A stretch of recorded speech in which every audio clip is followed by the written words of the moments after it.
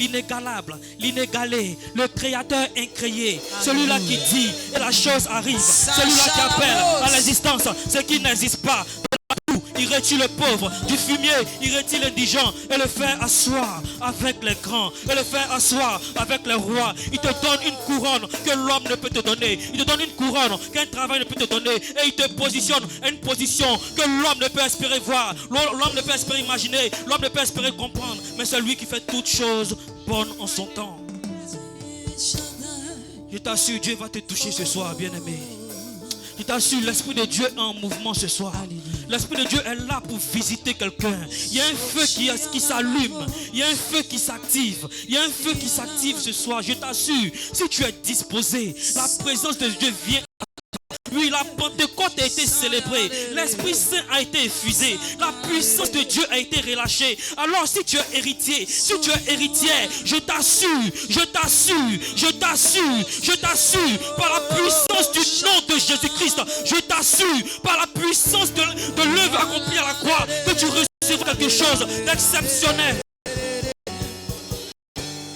Oh, je veux compter sur ta grâce.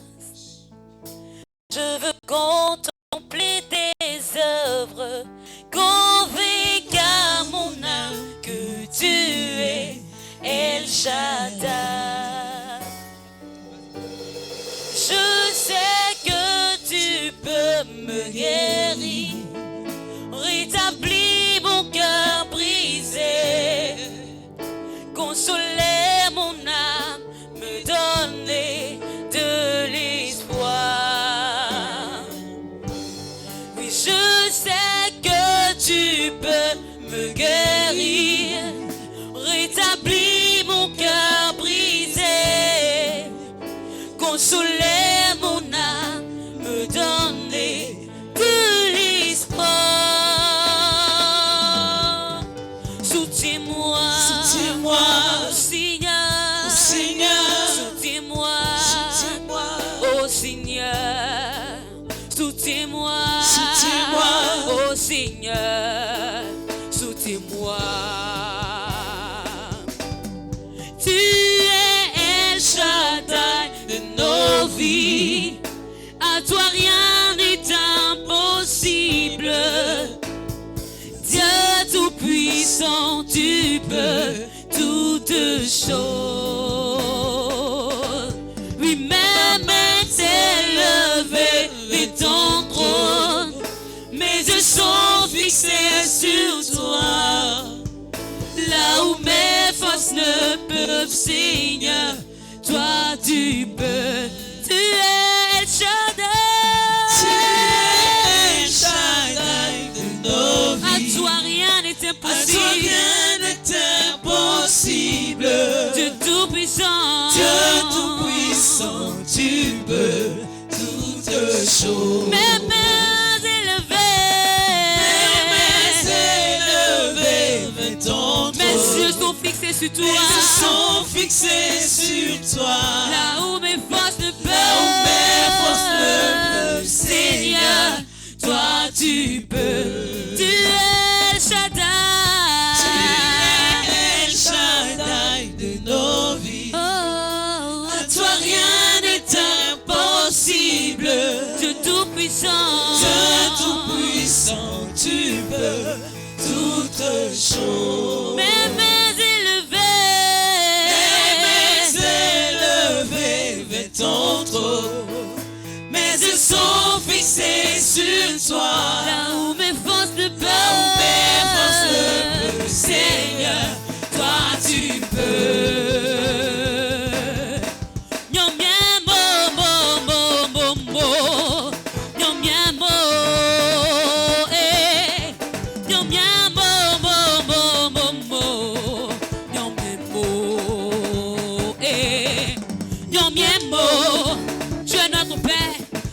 Nous espérons, en ce soir encore nous voulons te donner toute la gloire car nous savons que tu peux tout faire, nous savons que tu peux tout Seigneur, c'est pourquoi nous te louons.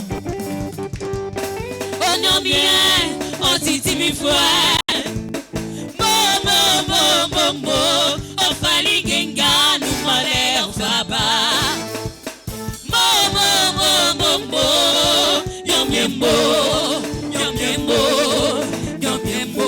On le dit ensemble, tu es Shaddai de nos vies. À toi rien n'est impossible. Dieu tout-puissant, tu peux toutes choses. mais élevé vers ton trône. mes yeux sont fixés sur toi. Là où mes forces ne peuvent, Seigneur, toi tu peux. tu es Shaddai de nos vies. À toi rien n'est impossible. Dieu tout-puissant, Tu peux toutes choses. encore tu es Shaddai. Est-ce que tu peux le déclarer avec moi ce soir? À toi rien n'est impossible. Dieu tout-puissant, Tu peux toutes choses. mais élevé ton trône. Les yeux sont fixés sur toi. Là où mes forces ne peuvent, Seigneur, toi tu peux. Acclame encore le Seigneur Jésus. Yes! Alléluia. Tu peux te rasseoir tout doucement. Grande est ma joie ce soir encore de pouvoir partager ce moment avec vous. C'est un privilège encore de venir servir celui-là qui m'a appelé à son admirable lumière. Alors nous allons prier, nous allons recommander encore ce moment, le béni Seigneur. Tu vas demander à Dieu de venir te parler. Tu vas demander à Dieu de venir véritablement ouvrir ton cœur à sa pensée, de venir te donner de comprendre, oui, cette œuvre accomplie à la croix et de marcher selon sa volonté. Élève la voix et parle à Dieu. Père, je bénis encore ton Saint-Nom. Je te rends grâce, toi qui es le Dieu tout-puissant, toi devant qui tous genoux fléchis et toute langue confesse que tu es Seigneur. Père, toi-même tu le sais, je ne sais parler, je n'ai aucune intelligence, je n'ai aucune sagesse, mais je suis convaincu d'une chose, par ton esprit je peux tout. Alors viens me remplir encore ce soir, afin d'apporter de la lumière dans la vie de ton peuple, afin d'apporter la restauration par ta parole dans la vie de ton peuple, que nos cœurs soient soumis à ta volonté, que tout ce qui n'est pas de toi fasse silence, et que ton esprit prenne le contrôle. Viens conduire encore ce moment, et donne-nous de voir ta gloire, que ma personne se fasse, que je sois simplement un haut-parleur de ta volonté. Merci encore parce que tu nous fais du bien. Donne-nous de passer un excellent moment encore dans ta présence. Gloire et honneur te soit rendu. Donne-nous de repartir transformés. Donne-nous de repartir visités. Que ta lumière nous éclaire encore ce soir pour la seule gloire de ton nom. Merci encore parce que tu fais resplendir l'éclat de ta splendeur sur nos vies par la puissance du nom de Jésus-Christ. Amen. Alors le thème qui nous réunit encore ce soir est « Il a effacé l'acte dont les ordonnances nous condamnaient et qui subsistait contre nous », tiré de Colossiens 2, verset 14. Et le sous-thème que Dieu me fait la grâce de développer, c'est « Tu as été déclaré non coupable ». Dis à ton voisin, tu as été déclaré non coupable. Dis-le encore plus fort. Tu as été déclaré non coupable. Alors nous allons définir les différents mots-clés de notre thème. Effacer, c'est faire disparaître sans laisser de traces. L'acte, c'est une pièce écrite qui constate un fait.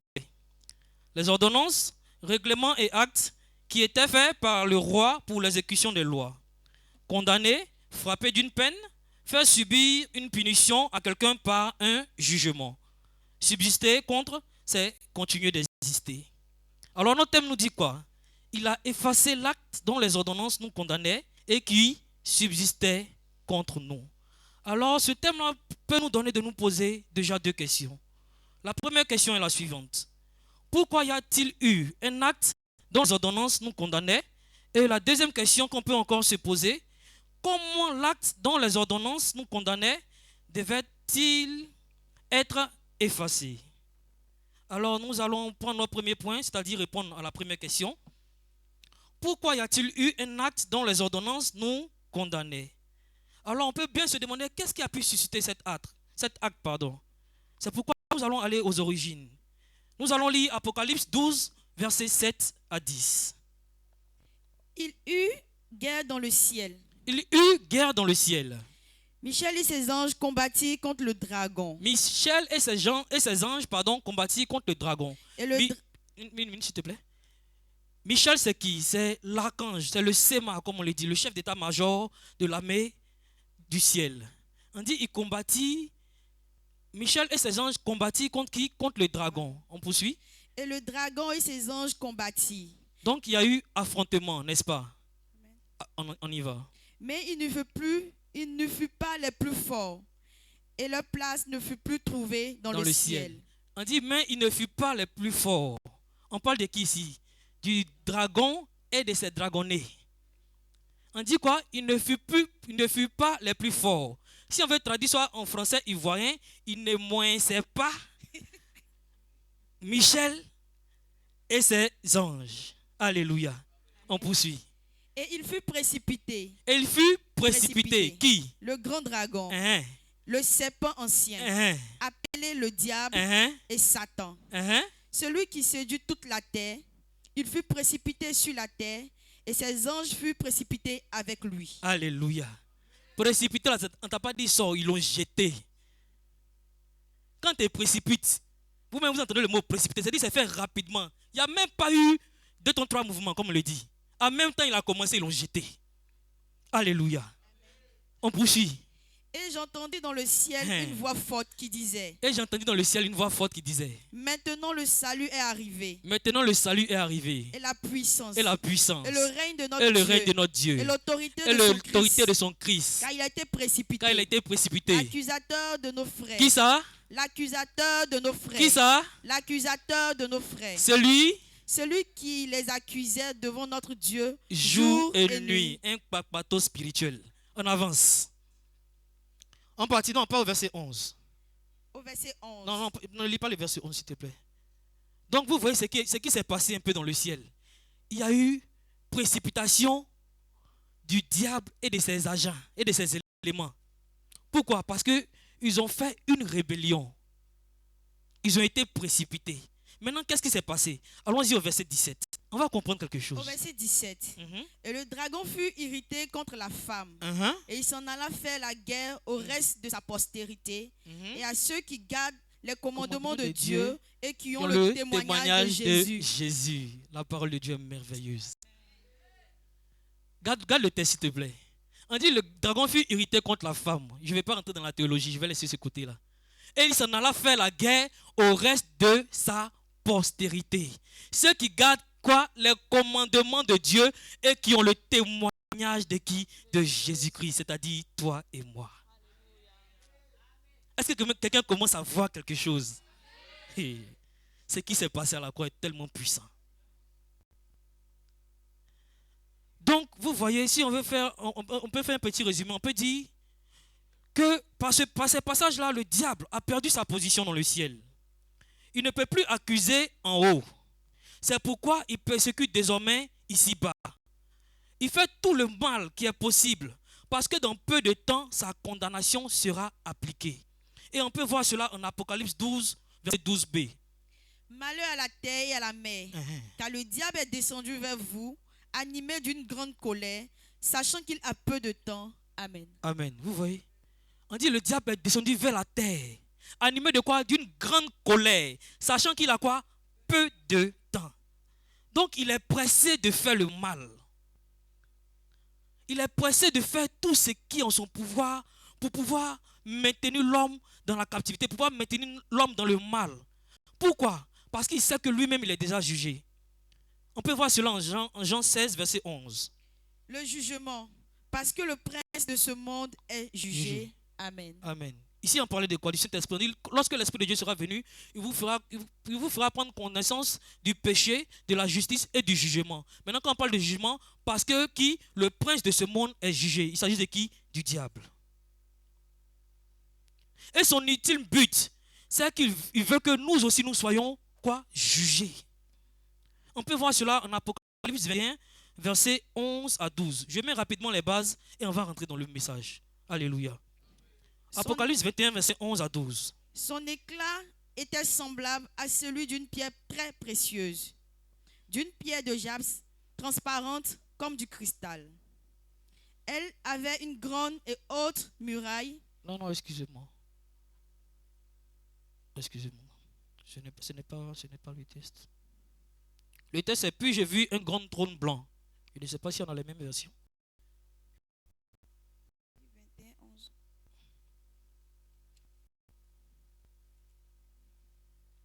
Apocalypse 20, le verset 11. Pardon, 20, voilà. 20. Puis je vis un grand trône blanc, et celui qui était assis dessus, la terre et le ciel s'enfuient devant sa face. Il ne fut plus trouvé de place pour eux. Et je vis les morts, les grands et les petits, qui se tenaient devant son trône. Des livres furent ouverts, et un autre livre fut ouvert, celui qui est le livre de vie. Les morts furent jugés selon leurs œuvres, d'après ce qui était écrit dans ces livres. Donc vous voyez, il y avait 2 livres. Au jugement, ça c'est le jugement dernier. Il y a 2 livres qui ont été ouverts, le livre de vie et les autres livres. Et au verset 15, la Bible nous dit quoi? Quiconque ne fut pas trouvé écrit dans le livre de vie fut jeté dans les tonnes de feu. Vous voyez? Voici le jugement dernier. Voici ce qui va se passer à la fin. Et c'est pourquoi depuis la création, il s'est acharné sur l'homme. Notamment Adam et Ève. Car il sait qu'en Romains 6, 23, la Bible nous dit quoi? Le salaire du péché, c'est la mort. C'est pourquoi quand on va en Genèse 1, on voit qu'il a réussi son coup avec les premiers hommes. Il a réussi à faire tomber Adam et Ève. Il a réussi à leur donner de tomber dans quoi? Dans le péché. Car il savait que à partir de cela, il avait à avoir aussi un jugement pour l'homme.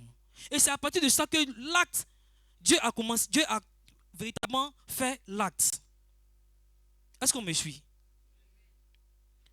Regardez ce que le diable a fait. Il a accompli, il a fait quoi? Il a désobéi. Il a d'abord convoité le trône de Dieu. Il y a eu de la convoitise. Il a convoité le trône de Dieu. Il était combattu et il était précipité. Il était jeté dehors. Et si vous remarquez, c'est la même stratégie qu'il a pris pour avoir Ève. La Bible dit quoi?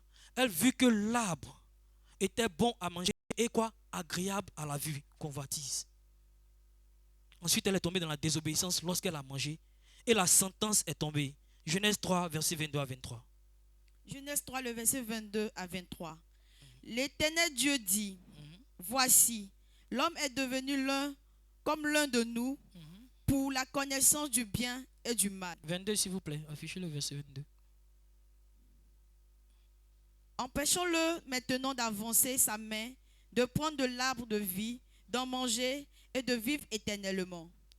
Et l'Éternel Dieu le chassa du jardin d'Éden pour qu'il cultive la terre d'où il avait été pris. Amen. Amen.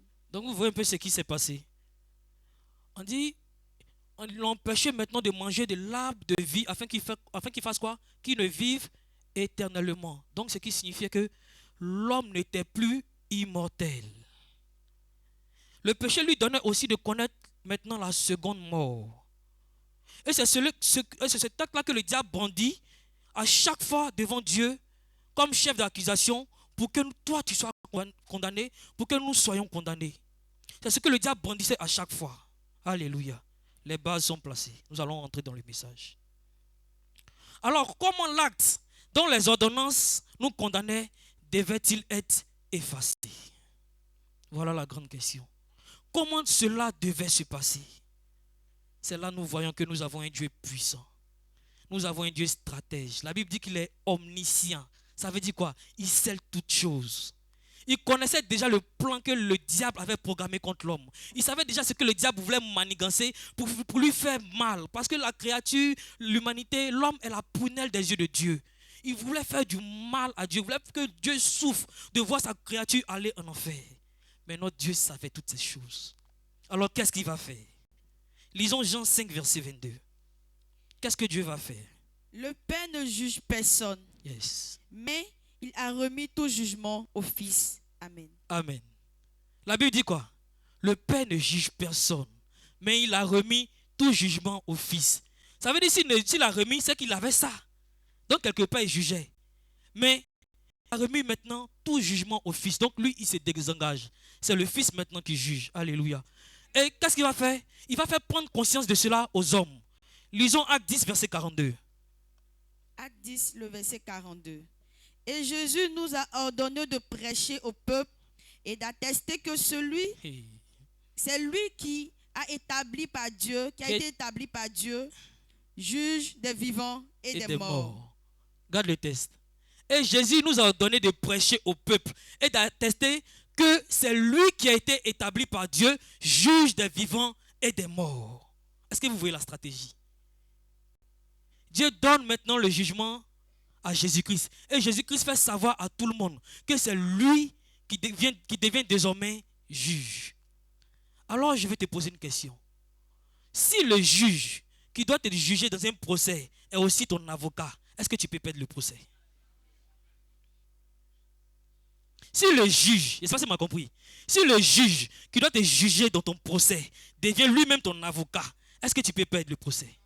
Nous avons vu ça lundi ici, dans le match de foot, hein? N'est-ce pas? Les jeunes, vous vous souvenez un peu? Vous avez joué contre les hommes. Qui était à Bit? C'était un homme, n'est-ce pas? Est-ce que les hommes ont perdu? Alléluia! Ce qui s'est fait dans le physique, se fait aussi dans le spirituel. Comme ici on a l'Esprit de Dieu, les hommes n'ont pas gagné, les jeunes n'ont pas gagné. Alléluia. Mais notre Dieu est un Dieu victorieux. Il ne peut pas aller au-devant des choses et perdre le combat. Ce n'est pas possible. Alléluia. Mais regardez ce qui se passe par la suite. Hébreux 9, verset 22. Et parce que tout, d'après la loi, est purifié avec du sang, et sans effusion de sang, il n'y a pas de pardon. La Bible dit quoi? Sans effusion de sang, il n'y a pas de pardon. Or, nous avons vu que le juge est devenu notre avocat. C'est pourquoi un homme n'avait pas la compétence nécessaire pour payer ce prix. C'est pourquoi le sang des animaux n'était pas capable de le faire. Donc il fallait le suprême, il fallait l'inégalable, il fallait la connaissance céleste, il fallait l'intelligence, la perfection faite chair pour venir payer ce prix. Et la Bible nous dit quoi par la suite? Sans effusion de sang, il n'y a point de quoi pardon. Donc il fallait que le sang coule. On commence à rentrer dans quelque chose, alléluia. Est-ce qu'on me suit? Il fallait que quoi? Le sang coule. Mais remarquez à la croix, le sang n'a pas coulé de manière désordonnée. Le sang a coulé sur des parties stratégiques. Quand on va en Genèse 1, verset 28, la Bible nous dit quoi? Lorsque Dieu bénit l'homme, il a dit quoi? Soyez féconds, multipliez, remplissez, assujettissez et quoi? Dominez. 4 éléments. Soyez féconds. Bon, il ne compte pas féconds parce que c'est la même chose. Multipliez, remplissez la terre, l'assujettissez et dominez sur quoi? Les poissons. À la croix, le sang a coulé à 4 endroits stratégiques. Premier endroit, on lui a mis une couronne d'épines sur la tête. Le sang a coulé sur la tête. La couronne représente quoi? La royauté. Donc quand tu es roi, tu règnes.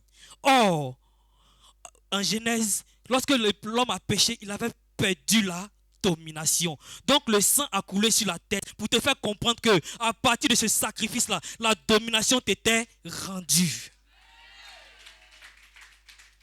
Deuxième partie, ils ont cloué ses mains et quoi? Ses pieds. Là encore, le sang a coulé. Ses mains et ses pieds ont été percés. Le sang a coulé là encore. Pour assujettir une personne, il faut pouvoir la saisir. Et quand tu la saisis, tu la mets quoi? Sous tes pieds. Donc, lorsque le sang a coulé, lorsque les mains étaient percées, le sang a coulé lorsque les mains étaient percées, le Seigneur voulait te faire comprendre qu'il te donne désormais, par ce sacrifice-là, la capacité de pouvoir encore assujettir. Et ce n'est pas tout. Au dernier moment, on dit quoi? Son côté a été percé. Rappelez-vous, lorsque Dieu devait créer la femme, qu'est-ce qu'il a fait? Est-ce que quelqu'un comprend la parole de Dieu?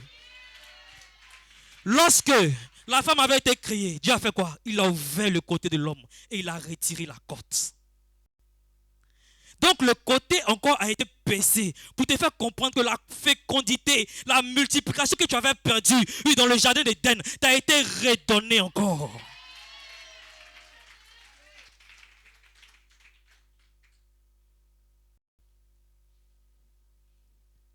Et là, regardez un peu ce qui s'est passé à la croix. Jésus-Christ était comment? À l'agonie. Le diable était content. La Bible dit quoi? Il y a eu des ténèbres à la surface de la terre. Comme on dit en hébreu, le diable assis en le lait. Si tu ne comprends pas hébreu, cherche un voisin qui comprend hébreu, il va t'expliquer ce que ça veut dire.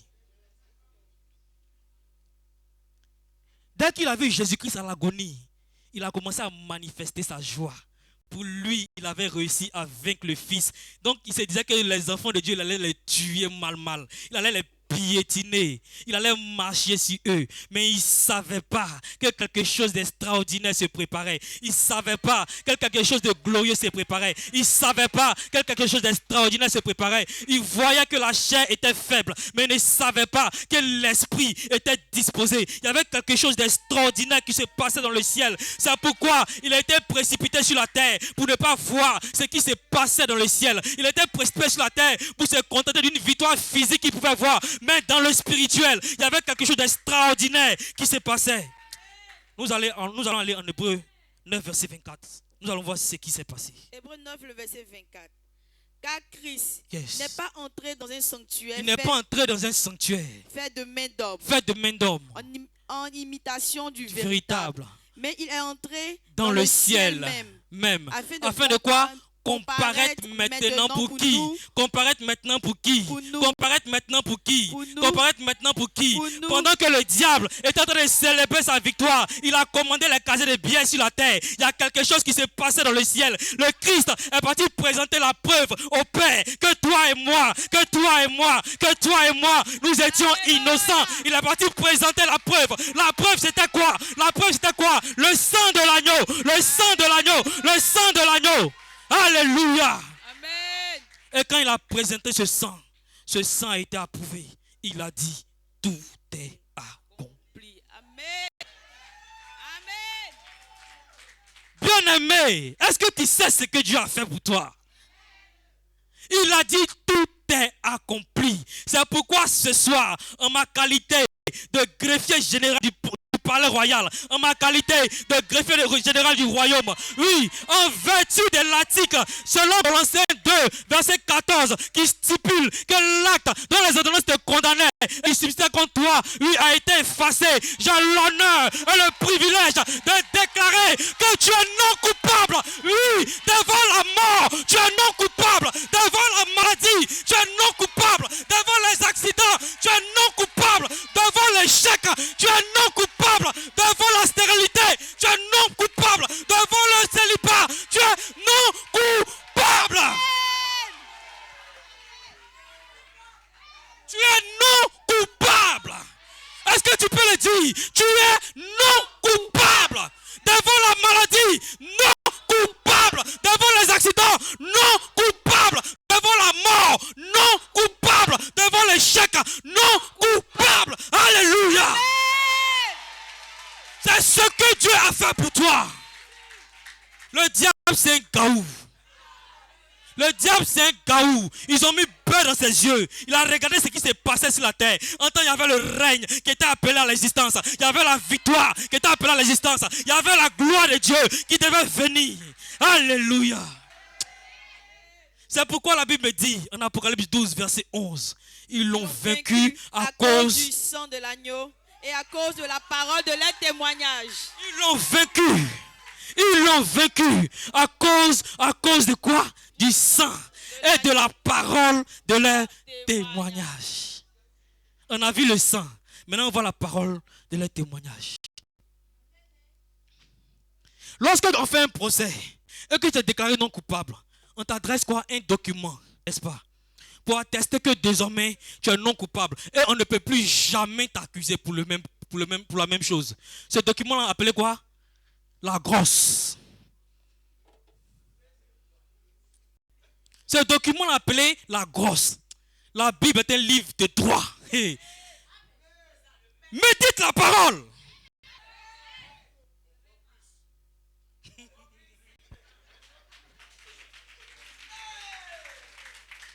Bien-aimé, ton droit a été scellé.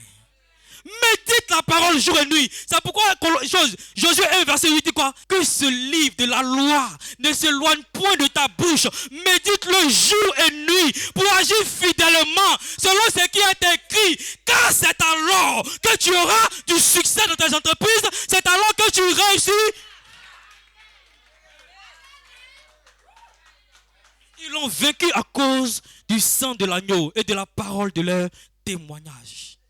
La grâce a été livrée. Dans l'Ancien Testament, ils ont eu aussi leur grâce, dans l'Ancienne Alliance. Quand le peuple d'Israël a été libéré de la captivité d'Égypte, l'Égypte a été sanctionnée, n'est-ce pas? Ils ont eu leur jugement. Mais lorsque Moïse est descendu de la montagne, il est descendu avec quoi? La dit du commandant de quoi? C'est une quoi? Tablette. Ils avaient reçu leur grâce. Mais à cause de la désobéissance, cette grâce a été cassée. Mais dans la nouvelle alliance, où le roi des gloires s'est intégré, où la puissance divine est descendue, où le règne de l'Éternel a agi, il ne fallait plus une grâce physique, mais une grâce spirituelle. Et cette grâce devait quoi? Être quoi? Éternelle. Elle devait subsister toujours. Parce que la première, une ordonnance là, un acte là, on dit quoi? On efface. Mais le papier est toujours là, on peut encore écrire. N'est-ce pas? Pour empêcher ce gaou-là d'écrire, il fallait quelque chose de spirituel. Donc, qu'est-ce qui s'est passé? Ta grâce s'est retrouvée dans les épîtres. La Bible dit quoi? Toutes choses passeront, mais seule la parole de Dieu va demeurer éternelle. Les épîtres sont des lettres. L'épître nous dit quoi? Romains 8, verset 1. Il n'y a donc maintenant plus aucune condamnation pour ceux qui sont en quoi? En Jésus-Christ. Voilà la grâce. Voilà le document qui atteste désormais que tu es libre de tout danger. Tu es libre de toute maladie. Les dominations de famille, les dominations de quoi que ce soit, les autorités quelconques, tu n'es plus concerné par ces choses. Une fois que la situation va venir vers toi, calme-toi, voilà la grâce. On ne peut plus jamais m'accuser. On ne peut plus jamais protester contre le fait que je suis enfant de Dieu. Pourquoi? Parce que ce document-là m'a été donné. Alors désormais, nous sommes libres de vivre notre chrétienté en Jésus-Christ. Mais Christ ne s'est pas arrêté là seulement. Il a fait encore bien plus. Alléluia. Il ne s'est pas seulement arrêté à effacer l'acte. Nous allons lire Colossiens 2, verset 15. Colossiens 2, le verset 15. Il a dépouillé les dominations et les autorités. Il les a livrées publiquement en spectacle en triomphant d'elles par la croix. Nous allons prendre la version Semeur.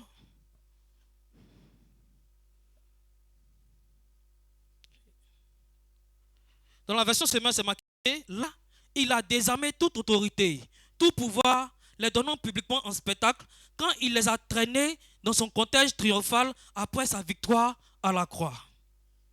Dans Parole vivante, c'est marqué quoi? Dieu a enlevé leur puissance aux esprits qui avaient autorité et pouvoir. Il a fait quoi? Enlever leur puissance. Pour ne pas qu'un jour encore ils puissent essayer de vouloir venir écrire quelque chose. Il a enlevé la puissance qu'il leur donnait de pouvoir écrire.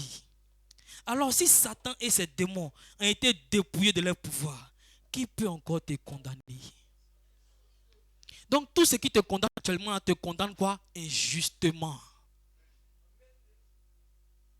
Les alliances ancestrales te condamnent injustement. Toutes ces choses ont été dépouillées, bien-aimés. Pourquoi? 2 Corinthiens 5, verset 17 nous dit quoi? Si quelqu'un est en Christ, il est une nouvelle créature. Les choses anciennes sont passées. Voici, toutes choses sont devenues nouvelles. Je ne suis plus concerné par le maraboutage de ma famille. Je ne suis plus concerné par les malédictions de ma famille. Si on vous dit quand on ne se marie pas là-bas, ce n'est pas ton problème. Oui, laisse-moi te dire, quel que soit ton âge, même si tu n'as plus de dents, le gars va venir, va te regarder et puis va dire c'est ton sourire là qui m'a attiré. Parce que tu n'es pas concerné par ça. Tu n'es pas concerné par le célibat. Tu n'es pas concerné par les choses que l'ennemi a placées. Ça ne te concerne plus. Tout ce qui te concerne, c'est ce que Christ a dit. Alléluia. Est-ce qu'on me comprend ce soir? Non, tu es encore faible. Tu ne crois pas que Christ a franchi. Malheureusement, malheureusement, beaucoup n'ont pas encore compris l'œuvre de la croix. Et ils continuent de faire allégeance aux marabouts, aux féticheurs, aux magiciens. C'est pourquoi la Bible nous dit quoi? 1 Corinthiens 1, verset 18. Car la prédication de la croix est une folie pour ceux qui périssent. Mais pour nous qui sommes sauvés. Bon. Nous, on est sauvés là, il faut laisser pour nous. La prédication de la foi est une folie pour ceux qui périssent. Ils ne peuvent pas comprendre ça. C'est trop fort pour eux. Est-ce que c'est fort pour toi aussi? Regarde ton voisin, est-ce qu'il comprend quelque chose? Regarde-le bien. Donc on comprend par là que désormais, la seule âme qui peut te condamner, c'est ta propre personne. C'est pourquoi Dieu nous a prévenus au départ. Deutéronome 30, verset 19. J'en prends aujourd'hui à témoin contre vous, le ciel et la terre. J'ai mis devant toi la vie et la mort, la bénédiction et la malédiction. Choisis la vie afin que tu vives, toi et ta postérité. Amen. Amen. Regarde ce que la Bible dit. Mais il y a des gens qui bouchent les oreilles et puis ils sont criés.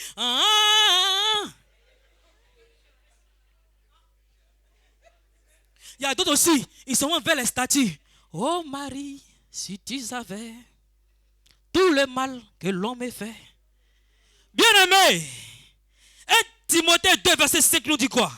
Car il y a un seul Dieu, et aussi un seul médiateur entre Dieu et les hommes, Jésus-Christ. Si tu entends oh Marie, que Jésus n'est pas dedans, tu as tapé poteau.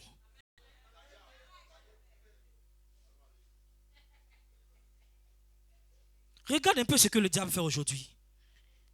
Il utilise ton propre pouvoir pour t'élever. Mais en vérité, c'est pour agir contre toi. Quand tu vas par exemple chez un marabout, pour qu'on fasse un travail pour toi, qu'est-ce que le marabout fait? Il va te demander par exemple un poulet, ou bien il va te demander une partie de toi-même, ton corps, ou bien un membre de ta famille. Et comment le travail se fait? Nous allons lire Lévitique 1, verset 1 à 5. On va comprendre quelque chose. L'Éternel appela Moïse de la tente d'assignation et lui parla et dit, parle aux enfants d'Israël et dis-leur, lorsque quelqu'un d'entre vous fera une offrande à l'Éternel, il offrira du bétail et du gros ou du menu bétail. Si son offrande est un holocauste de gros bétail, il offrira un mâle sans défaut. Il offrira à l'entrée de la tente d'assignation devant l'Éternel pour obtenir sa faveur. Il posera sa main. Attends un instant, gardez le texte s'il vous plaît. On dit quoi? Il offrira à l'entrée de la tente d'assignation devant l'Éternel pour obtenir quoi? Sa faveur. Quand vous partez, bon pas vous. Quand les gens, excusez-moi, quand les gens vont chez les marabouts, en fait, ils font quoi? Ils vont présenter leur coq blanc, ou bien leur coq noir, ou bien leur coq vert, des couleurs bizarres. Ici, ils ont dit sans défaut. Le diable lui fait quoi? Il renverse. Oui, non. Il présente. Poursuivons maintenant. Pour obtenir quoi? Sa faveur, n'est-ce pas? Il posera sa main sur la tête de l'holocauste qui sera agréé de l'Éternel pour lui servir de quoi? Expiation. Arrête-toi là. Donc, il prend le coq et puis il vient déposer. Et puis, le marabout va faire cette tralala. Et puis, il va dire quoi? Les génies ont agréé ou bien n'ont pas agréé, n'est-ce pas? Mais il a fait quoi? Il a déposé en son nom. Tes mains, tu as imposé tes mains. C'est comme si c'est ta grâce que tu as donnée. Parce qu'avant, pour expier le péché, c'est quoi? Ils mettaient les mains. Et c'est à partir de les mains qu'ils ont mis là, qui attestaient que désormais, là, l'animal qu'ils ont sacrifié, c'est comme si c'était eux-mêmes qui étaient morts maintenant. C'était leur péché en partie expié. Donc, ça veut dire quoi? Pour ce temps de sacrifice, ils étaient morts au péché. Mais ce que l'ennemi fait, c'est quoi? Lorsque tu viens donner, lui, maintenant, c'est ta grâce, il prend à la place. Donc, par ce sacrifice, quand tu fais ça, tu renonces désormais au sang de Jésus-Christ. Tu es en train de dire par le sacrifice qu'on fait là que le sang de Jésus-Christ n'a pas payé le prix à la croix pour toi. Tu sors de ce cadre, tu sors de l'alliance et tu prends un nouveau sang. Poursuivons. Au verset 5, il égorgera le veau devant l'Éternel et les sacrificateurs, fils d'Aaron, offriront le sang, et le répandront tout autour sur l'autel qui est à l'entrée de la tente d'assignation. Amen. Vous voyez? Donc maintenant quand il égorge, il verse sur les trucs là. Ils n'ont rien inventé. Ils ont tout copié. Mais il y a un sang plus précieux qui a déjà parlé en ta faveur. Donc tu n'as plus besoin de partir faire ça encore. Ils versent sur leurs fétiches. Et après, quand vous poursuivez, on dit que après maintenant les sacrificateurs vont se laver. C'est comme ça maintenant tu donnes les canaries bizarres. Va te laver. Tu donnes les parfums bizarres. Va te laver. Quand tu finis de te laver, tu es lavé. Ton odeur atteste que toi-même, tu es un agent spécial, une des personnes spéciales du royaume des ténèbres. Tu t'en vas troquer la grâce que le Seigneur t'a donnée.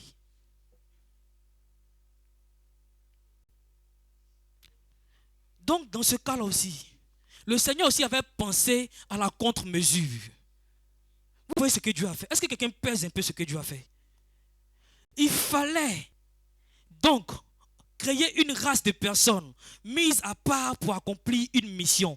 Quelle mission? Celle de pouvoir libérer les captifs, les opprimés, les idolâtres et les Osée 4, verset 6 là. Quelqu'un connaît un peu ce que signifie Osée 4, verset 6? Mon peuple est détruit parce qu'il lui manque quoi? La connaissance. Il y a des personnes qui n'ont pas encore la connaissance. C'est pourquoi ils font toujours allégeance à ces choses. Donc le Seigneur devait créer une race encore puissante. Une race capable de combattre ces choses. Allons-y en Philippiens 2, verset 10. Afin qu'au nom de Jésus, Yes. tous genoux fléchissent devant dans les cieux, sur la terre et sous la terre. Et que toute langue confesse que Jésus-Christ est Seigneur, à la gloire de Dieu le Père. Amen. Reviens au verset 9, il va voir quelque chose. C'est pourquoi aussi Dieu l'a souverainement élevé, lui a donné le nom qui est au-dessus de tout nom. Afin que... Je continue. Bon, ok, laisse tomber. La Bible dit quoi? Nous sommes une race élue, un sacerdoce royal. Dieu nous a appelés à ses bonnes œuvres. Je vais mal noter la référence ici, excusez-moi. Mais je vais retrouver puis je vais vous donner tout à l'heure. Dieu nous a appelés à ces bonnes œuvres, que quoi, nous puissions les pratiquer. Et comme vous le savez, Christ a déjà jugé le diable. Et sa part est dans quoi? Les temps de feu. Donc on peut dire par là que Dieu exerce ses jugements par quoi? Par le feu. C'est pas, on peut dire, c'est pas moi qui le dis, c'est la Bible qui le dit. Ésaïe 66, verset 16. C'est par le feu que l'Éternel exerce ses jugements. C'est par le feu que l'Éternel exerce ses jugements. Donc on peut dire, comme dans la Bible dit quoi? Tout arbre qui ne produira pas du fruit sera coupé et jeté où? Au feu. Et on a vu tout à l'heure, tout ce qui ne fut pas trouvé dans le livre de vie fut jeté où? Dans le temps de feu. Donc Dieu exerce ses jugements par le feu. Alors comme nous sommes ses disciples, nous avons été créés en lui pour son ouvrage. Il fallait que nous aussi, en tant que fils de Dieu, puissions exercer le jugement sur les œuvres des ténèbres. Est-ce que vous savez que dans l'ancienne alliance, les gens ont reçu le feu, le peuple d'Israël a reçu le feu? Est-ce que vous le savez? Lorsque Moïse a pris les tables, les commandements ont été écrits avec quoi? Avec du feu. Le feu est descendu, mais il n'est pas descendu sur les hommes. Il est descendu sur la tablette. Mais dans la nouvelle alliance, où mon Jésus-Christ est venu se donner, il y a quelque chose qui s'est passé. Il fallait que tout le monde puisse recevoir le feu, parce qu'on devait faire quelque chose d'extraordinaire. On ne devait plus recevoir le feu ou bien les tablettes, si vous voulez, pour pouvoir les lire et les pratiquer pour nous-mêmes. Mais on devait devenir désormais des quoi? Témoins de la puissance de Dieu, afin d'exercer ses jugements sur quoi? Les œuvres des ténèbres. C'est pourquoi quand tu vas en Actes 2, à partir du verset 1, la Bible dit quoi? Les disciples étaient assemblés dans la chambre haute. Tout à coup, il se fit entendre un bruit comme celui d'un vent impétueux. À la suite, on dit quoi? Des langues semblables. Des langues semblables. Des langues semblables. À quoi? À des langues de feu. Il fallait recevoir le feu. Quand tu reçois le feu, tu as la capacité et le pouvoir d'exercer les jugements sur les œuvres des ténèbres. Les hommes et des femmes remplis du feu pour pouvoir détruire la puissance de l'ennemi. Des hommes et des femmes remplis de feu pour pouvoir ordonner aux marabouts et aux féticheurs de capituler, pour pouvoir ordonner à tous ceux-là qui sont sorciers, qui attaquent la vie des gens, de pouvoir libérer les vies. Alléluia. Alors je vais te demander ce soir, quelle est ton attitude? Et je saurai si tu as reçu ce feu. Quand il y a des situations, comment te comportes-tu? Est-ce que tu as véritablement reçu ce feu? Et si tu as reçu ce feu, que fais-tu de ce feu? Regardez ce que les disciples ont fait. Actes 13, verset 4 à 12. Le temps me presse, on va terminer avec ça. Barnabas et Saul, envoyés par le Saint-Esprit, Barnabas et Saul, envoyés par le Saint-Esprit, descendit à celui-ci, et et de là ils embarquaient pour l'île de Chypre. Arrivé à Salamine, il annonçait la parole de Dieu dans les synagogues des Juifs. Il avait Jean pour aide. Ayant ensuite traversé toute l'île jusqu'à Paphos, il trouvait un certain magicien, faux prophète juif, nommé Bar-Jésus. Vous voyez ce qui se passe? Des gens remplis de l'Esprit de Dieu se sont rendus quelque part. Et là-bas, ils ont trouvé qui? Un magicien faux prophète. Quand tu es rempli de feu, tu détectes ce qui est faux. Quand tu es rempli de feu, tu fais le distinguo entre le vrai et l'ivraie. Nous avons besoin du feu. Faux prophète juif nommé Bar-Jésus, on poursuit. Qui était avec proconsul, le proconsul Sergius Paulus, homme intelligent. Ce dernier fit appeler Barnabas et Saul et manifesta le désir d'entendre la parole de Dieu. Alléluia. Vous voyez le proconsul, il cherchait Dieu. Il avait envie d'entendre la parole de Dieu. Donc il appelait qui? Les vrais hommes de Dieu. Et le magicien aussi vient se mettre dedans. Comme Satan qui est passé se mettre dans l'histoire où Dieu faisait son conseil avec les anges. Les faux aiment se mêler aux vrais. C'est ce qui se passe dans nos églises aujourd'hui. Mais parce que tu n'as pas le feu, ils ne peuvent pas sortir. Ils sont là, ils te manipulent. Et toi, tu envoies l'ivraie aussi dans l'église. Est-ce que tu as reçu le feu? Est-ce que tu es embrasé véritablement? On poursuit. Mais Elimas, le magicien, car c'est ce qui signifie son nom, lui faisait opposition, cherchant à détourner de la foi le proconsul. Vous voyez, il y a des gens qui ont la foi, il y a des gens qui cherchent la face de Dieu, mais ils vont par mégarde ou par inadvertance, ils tombent dans des églises où l'évangile n'est pas prêché en esprit et en vérité. Beaucoup sont découragés, beaucoup ont peur de... Quand tu vas en évangélisation, souvent tu parles à des personnes qui ne veulent pas t'écouter. Parce qu'ils sont partis quelque part où on les a limés. Ils ont anémié les poches. Donc ils n'ont plus envie encore d'entendre parler de Christ. Pourquoi? Parce que ton feu est éteint. Toi-même tu as mis ta main sur ta langue et puis tu as mis dessus. Tu as éteint le feu. Voilà pourquoi ces voleurs-là travaillent encore. Tu n'as pas la capacité d'exercer le jugement par le feu. Parce que toi-même, tu regardes à tes besoins. Tu regardes à comment tu vas manger demain. Comment tu vas faire les choses. Comment tu vas nourrir ta famille. Comment. En temps réel, ce que Christ a accompli derrière. Il a neutralisé toutes les œuvres des ténèbres. Désormais, tu es libre d'aller de l'avant. Le chemin est tracé rectiligne pour toi. Mais pourquoi tu n'avances pas? Parce que tu es sorti du plan. On poursuit. Vous allez voir ce qui s'est passé. Au verset 9. Alors Saul, appelé aussi Paul, rempli du Saint-Esprit, fixa les yeux sur lui et dit: Homme plein de toute espèce de ruse et de fraude, fils du diable, ennemi de toute justice, ne cesseras-tu point de pervertir les voies droites du Seigneur? Est-ce que quelqu'un peut dire ça aujourd'hui? Tu vas dans ton travail, tu vois que le patron te fait fétiche comme ça, danser, et puis tu viens: bonjour patron, qu'est-ce qu'il peut faire pour vous? Je vous envoie une tasse de thé. Hey, chrétien. On arrange les mystiques. On favorise leur évolution. C'est que si un jour Dieu va le toucher. Mais Dieu va passer par qui pour le toucher? Il a mis le feu en qui? Mais si tu n'es pas capable d'exercer le jugement par le feu, qui va le faire? On poursuit. Au verset 11. Maintenant, voici, la main du sanction tombe. Hey. La main du Seigneur est sur toi. Tu seras aveugle. Et pour un temps, tu ne verras pas le soleil. Aussitôt, l'obscurité, les ténèbres tombaient sur lui. Et il cherchait en tâtonnant les personnes pour le guider. Quelqu'un qui est rempli du feu. Les œuvres des ténèbres ne peuvent plus subsister. Paul savait ce qui s'était passé à la croix de Golgotha. Donc il ne jouait pas avec les œuvres des ténèbres. Il mitraillait l'ennemi copieusement. Mais est-ce que nous on le fait aujourd'hui? Voilà pourquoi dans nos familles, il y a des gens qui sont encore tristes. Voilà pourquoi dans nos familles, il y a des gens encore qui pleurent. Parce que tu ne mitrailles pas les œuvres des ténèbres. Tu n'allumes pas l'ennemi comme il le faut. Tu le caresses. Toi-même, tu n'es pas convaincu de toi. C'est ça le problème. Tu n'as pas encore pris conscience de qui tu es. Tu n'as pas encore pris conscience de ce qui est en toi. La Bible dit quoi? Celui qui est avec nous est plus fort que ce qui est dans le monde. C'est pourquoi au départ, quand on a vu le combat, Jésus-Christ n'est même pas mis dedans. Michel, j'ai ça les petits là. On les a chassés rapidement. Maintenant, lui, Jésus, qui a fait toutes ces choses, il vient habiter en toi. Tu vas en évangélisation, mais tu dis non, il n'est pas, il n'écoute pas. Au jour de la Pentecôte, quand ils sont sortis, qu'est-ce qui s'est passé? 3000 âmes ont été gagnées. Mais toi-même, quand on parle de Jésus autour de toi, ça, on ne parle pas de ça la nuit. Affaire de Dieu là, on ne met pas nos bouches dedans comme ça. Chrétien.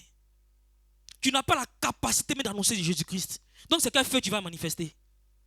Le diable va venir jouer tant pas sur ta tête encore. Il est temps qu'on puisse se réveiller.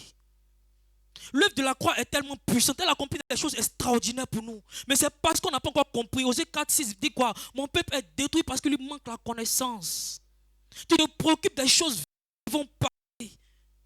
Notre Dieu dit quoi? Jérémie 29, verset 11. Car il connaît les projets qu'il a formés sur nous. Il n'a pas formé des projets pour nous, mais sur nous. Ça veut dire quoi? Il a déjà misé. Dieu ne joue pas. Il ne mise pas pour perdre. Quand il dit je connais les projets que j'ai formés sur vous, il y a une différence entre je connais les projets que j'ai formés pour vous. Quand on dit j'ai formé pour vous, c'est incertain. Mais quand on dit j'ai formé sur vous, c'est absolu. Il l'a déjà fait. Donc, tu as peur de quoi? Des projets de bonheur et non de malheur, afin de vous donner un avenir et de l'espérance. L'avenir est déjà assuré. Alors fais sa volonté simplement. Tu as tout intérêt à faire sa volonté.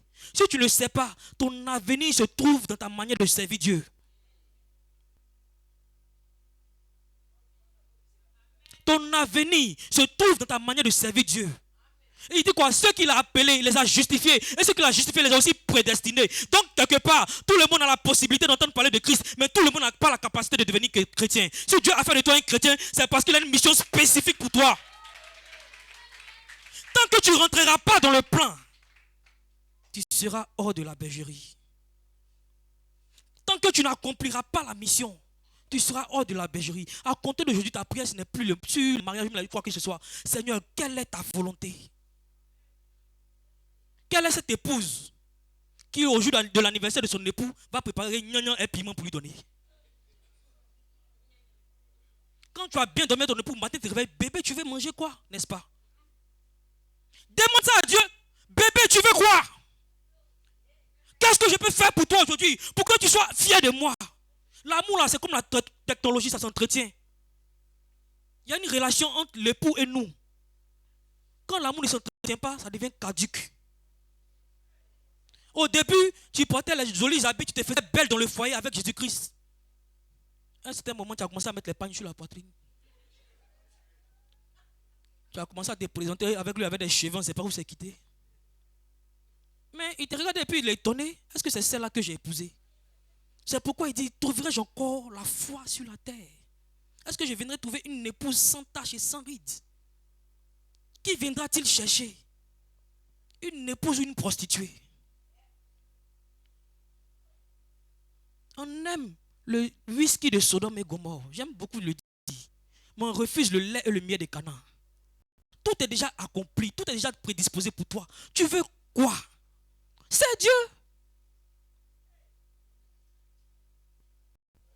Matthieu 6, 33. 31 à 33. Ne vous inquiétez donc point et ne dites pas que mangerons-nous, que boirons-nous, de quoi serons-nous vêtus? Car toutes ces choses, Dieu appelle ça choses. Toutes ces choses, ce sont les païens qui les recherchent. Et toi, tu dis, tu es chrétien, chaque jour tu viens chanter Alléluia, Hosanna, tu chantes, tu danses ici. Mais quand tu as faim, quand tu rentres à la maison, que ton petit frère a mangé ton riz couché, c'est dangereux. Le feu sort dans la maison. Là, tu exerces ton pouvoir de feu, là. Toutes ces choses, ce sont les païens qui les recherchent. Votre Père, il n'a pas dit un Dieu. Il n'a pas dit un morceau de bois que toi-même tu peux te transporter. Il n'a pas dit un marabout qui aujourd'hui est marabout, demain, oui, il devient brouteur. Il dit, votre Père, celui-là qui est conscient, celui-là qui sait qu'il a un fils, fils, celui-là qui est conscient, celui-là qui prend connaissance de ce que son fils a besoin avant même que son fils demande. C'est un père exemplaire. Il dit, votre père sait de quoi vous avez besoin. Cherchez premièrement le royaume et sa justice. Et tout vous sera donné par-dessus tout. Le message est terminé.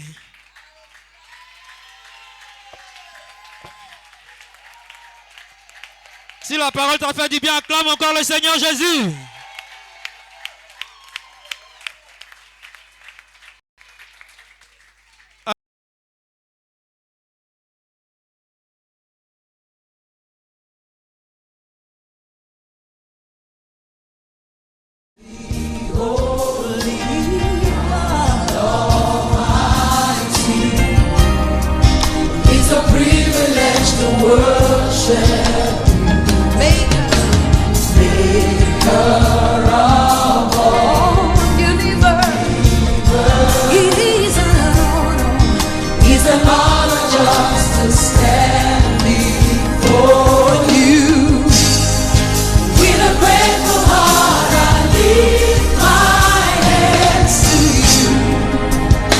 Proclaim the Lord, you reign.